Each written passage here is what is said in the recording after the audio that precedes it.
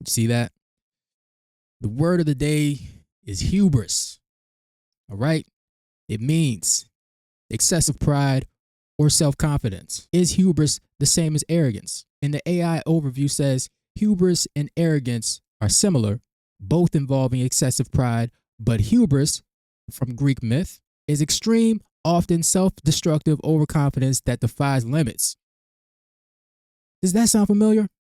Does that sound familiar? Let's continue. Thinking you're above God/consequences, while arrogance is more about a condescending attitude, viewing oneself as superior to others and treating them poorly. Welcome to the DY Project channel. I'm your guy, DY Fly, and the Birds. We lost 24-17 to the real life Willie Beeman and Josh Johnson and the Redskins. And the number 2 seed was right there in front of us. But Kevin Patullo, he's so bad. His play calling stinks on ice. Okay, it stinks to the high heavens. It is inside a skunk's asshole bad. Okay, and we cannot go into the playoffs with him calling plays. We cannot. Okay, it's not going to end well for us. You see these teams in front of us. I believe we can beat all those teams, including the 49ers, which we're going to play on Saturday. But he's going to hold us back. He can single-handedly hold us back from winning another championship. And you know what? There's only one person to blame. There's only one person to blame, and that's Nick Sirianni. I like Nick, but he's going to get his ass fired if he keeps playing this game with Kevin Patullo. And let him try to figure out, try to work out the king. This is week 18. He sucks. Nick, he sucks. Put him on the back burner. Let somebody else call the plays, and let's get things popping. There's a couple points I want to hit on, but just stick with me. But one of the things that was bothering me last week was I listened to a lot of content, and only one person asked who was calling the plays at the beginning of the Bills game. Who was calling the plays at the beginning of the Bills game? Because the play calling was so on point. The route concepts, the balance on offense, even the offensive line was playing well. Jalen had that bop to him, He was putting the ball wherever it needed to be, and then the play calling was night and day from the first half to the second half, and it looked like somebody else was calling the plays in the first half. It looked like somebody was calling the plays in the first half, and then Nick handed the reins over to Kevin Patullo, and we saw that same bullshit that we've been getting all year. And only one person asked the question, who was calling the plays? And that was Broads. Shout out to Broads. But Nick trying to allow Kevin Patullo to try to figure this thing out, that is not the way to go. We cannot go into the playoffs with him calling plays. And Nick is going to get fired for this little experiment. Guaranteed. He's going to get fired. And he should. I like Nick, but he should get fired for this. And I was one of the people that thought that we could beat the Redskins with our backups. I'm not going to lie to you. I thought we could, okay? This is one of the rare teams that I think the majority of the fan base knows the majority of our players from top to bottom. And, we got to scratch that itch. We got to see, I think a lot of us wanted to see how talented our backups were, what they brought to the table. And we got to see all the people that was asking for Tanner McKee. You got your wish. You saw that, I think he just had a bad game. Had a bad game. Everything that I'm about to say, I'm not trying to shit on Tanner, but he's a backup, okay? He's a backup.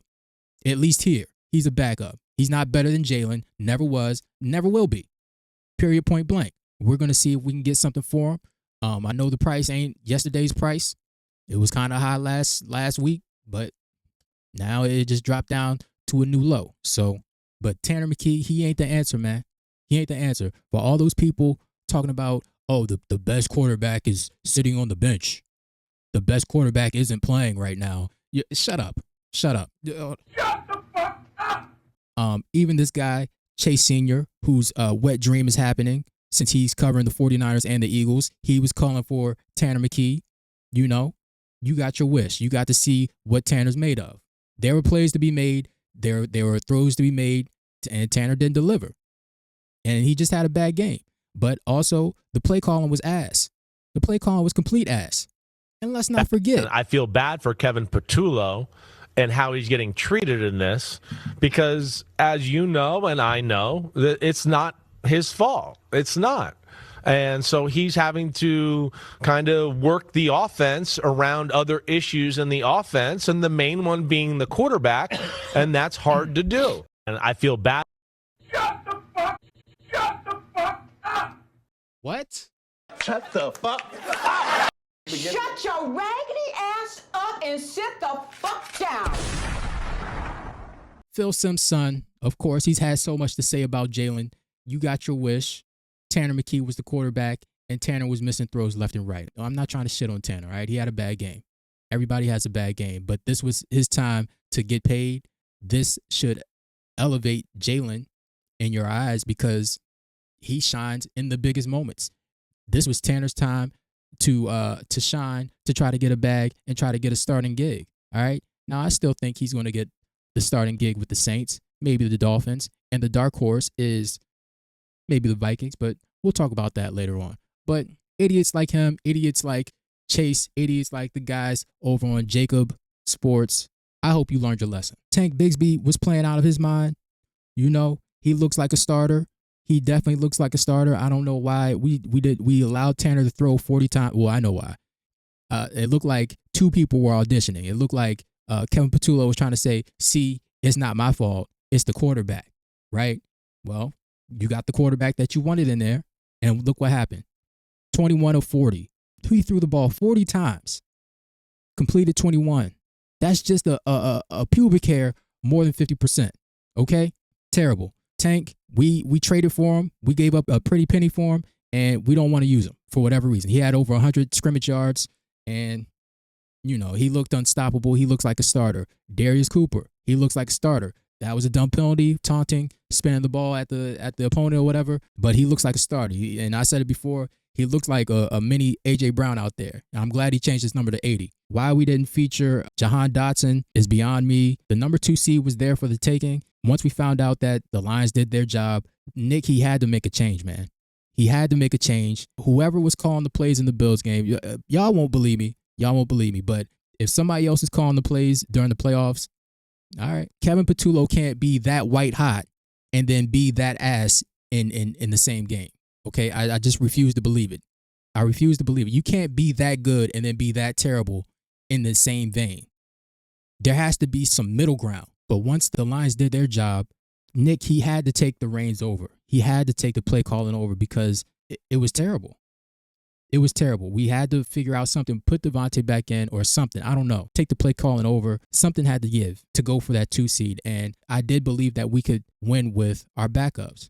And I didn't want to play against the Redskins because I know they are dirty. And I didn't want to subject our starters to getting injured. I know Seth Joyner, he's been pretty outspoken about it's football and, you know, he wanted to play every game and he trained for that.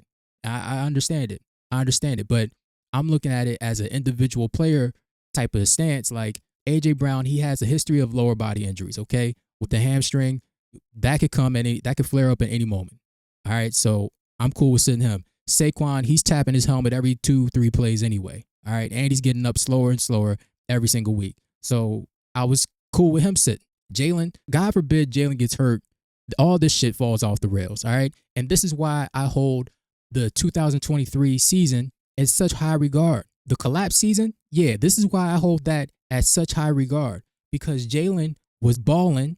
He got the team to 10-1 with coaches getting fired left and right. He had the 30th ranked defense, so he's carrying that squad, and he had to cover up for bad play calling on both the offensive and defensive side. The offensive and defensive side, he had to cover up for that.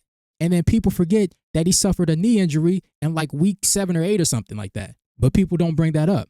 Jalen's play this year has covered up the stink of Kevin Patullo, and Nick Sirianni should be blamed for this. If Nick gets fired for this, I won't be mad. I like Nick. I like him. All right. But we cannot go into the playoffs with Kevin Patullo calling plays. Also, I know people were up in arms about Devontasmith playing in the hypocrisy of him playing to get 1,000 yards versus Saquon getting the record last year. You know, you got to remember that Nick Sirianni is a wide receiver. He's a former wide receiver. So this was probably his way of saying, you know what? I'm sorry. It was my mistake for hiring this bum ass Kevin Patullo. I know he's my friend, but your number should be a lot better than what they are. I know there was a couple weeks that we went away from you because our other wide receiver was crying, moaning, and you wasn't getting the targets that you deserved because you was balling out at the beginning of the season. So you know what? We're going to allow you to get 1,000 yards on your resume. You got to remember that at the beginning of the year, during training camp, we all saw it. Devontae said that he had goals. He wanted to be an all-pro, Pro Bowler, get over a certain number of yards. It's on tape. So this is Nick's way of probably trying to reach out and say, I want to give this to you. Okay, I want you to have this on your resume. So I'm not mad at it. If people call out the hypocrisy of it, all right, cool. And as far as our defensive reserves, we got a lot of questions answered, especially when it comes to our DBs. Keely Ringo, he is terrible.